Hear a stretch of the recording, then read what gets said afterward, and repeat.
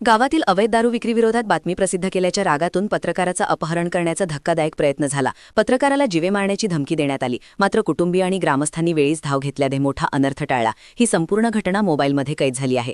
नांदेड जिल्ह्यातील अर्धापूर तालुक्यातील आंबेगाव येथे ही घटना घडली। स्थानिक पत्रकार मनोज मन्नपूर्वे वर्तमानपत्र आणि यूट्यूब चॅनलसाठी काम करतात।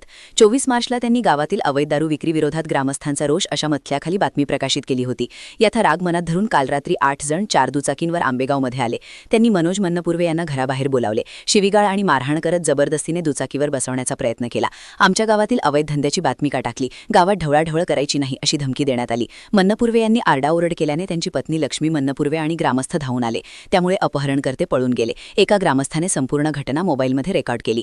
घटना कळताच अर्धापूर पोलिसांनी तात्काळ कारवाई केली। आज सकाळी 2 आरोपींना ताब्यात घेण्यात आले आहे। या प्रकरणी पत्रकार संरक्षण कायद्याखालील कलमांसह अपहरण आणि इतर कलमान्वये गुन्हा दाखल करण्यात येत आहे। मी मनोज मन्नपूर्वे अर्धापूर तालुका प्रतिनिधी तसेच श्रमिक लोकराजीला काम करतो।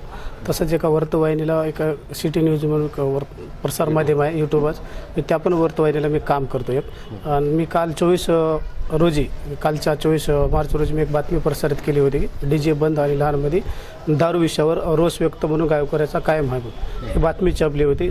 तर काल मला एकाचा फोन आला की रात्री फोन 9:30ला फोन आला की बाबा मनोज कुठं, मी घरी बाहेर या, थोडं तुम्हाला बोलायचं म्हणून मला बाहेर बोलवलं। मी बाहेर आलो, तर बाहेर आल्याच्या नंतर त्यानं मला धक्काबुक्की केली आणि माझा मोबाईल वडवून घेतल्यानं मी परत काय केलं, बाबा माझा मोबाईल द्या, जे काही बातमी आहे मी काही ते विषय तुमच्या विरोधात नाही की कोण्या प्रशासनाचा नाही, मी असं म्हणलो।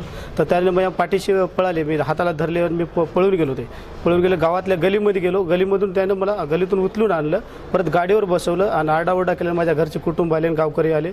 या गावकऱ्याच्या समोर मला धक्काबुक्की करून मला गाडीवर बसवून नेत होते आणि नेऊन लहानमध्ये एक कॅलन आहे बसस्टँड रोडला, त्या कॅनलवर 20 जण असे थांबलेले, त्यांच्याकडून आम्हाला माहिती भेटली, तिथून मला मारण्याचा प्रयत्न करणार होते।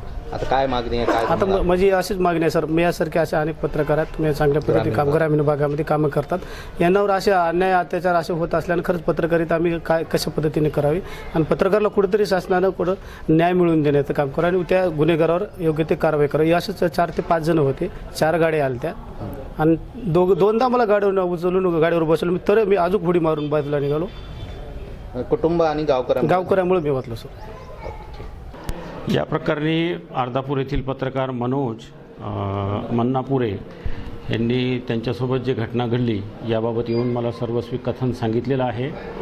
याबाबत आम्ही BNS आणि इतर जे कायदे आहेत त्यानुसार जास्तीत जास्त कडक आणि गंभीर स्वरूपाचे गुन्हे दाखल करणार। आरोपी आमच्या ताब्यात आहेत आणि कायदेशीर कारवाईची प्रक्रिया सुरू आहे। तर सर, संपूर्ण घटना जी आहे त्याचा व्हिडिओ सुद्धा मोबाईलला आलेला आहे। आरोपींना काही अटक केलेली आहे, अटक करणार आहात काय? आम्ही आरोपीला अटक करणार आहोत। 2 आरोपी आम्ही आणलेले आहेत। व्हिडिओ पाहून इतर आरोपींची ओळख पटवून ताब्यातील आरोपीकडून त्यांचे नावं निष्पन्न करून त्यांना सुद्धा अटक करण्यात येईल।